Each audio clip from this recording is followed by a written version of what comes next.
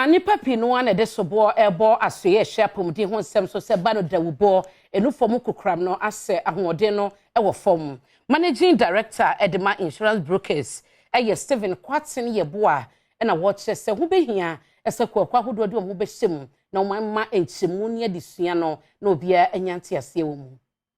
Kokramwa etonofo mu enhia mu a wokoyeye no apomudin mu nimdifo kabiomufo na ne wonom owo kokramwa etonofo mu nimde ene kohia mu a wonom ekodwendwene yakwan pa obefa so aboa wonom akokram ato wonufu mu na afei wasanso abodawuro amamanfo nyina atese de beya nipadodo a wonya yare yi bie no obetumi ateso Olia MNG Insurance Brokers ene yensan hia mu yi a wonom kire mu se beka wonom asede a wode boa manfo ehun Steven Kwatin yeboa managing director wada ikuwe ya no fa so ebetimi aboa society no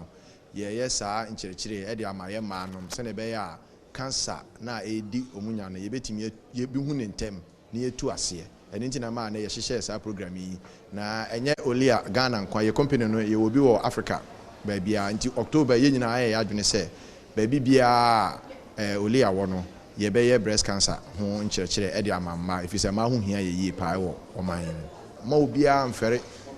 ko wo office so ye wura onya wura enofo no say ye twa ba akokora ukona say yare om ni ye twa ba akona wo da so tenkwamu a eyesin se oman ne be hwere wo nhyiamu na kire no wonom a wokobie ene yama ne boni etwetwe nkom awareness no e wo form pa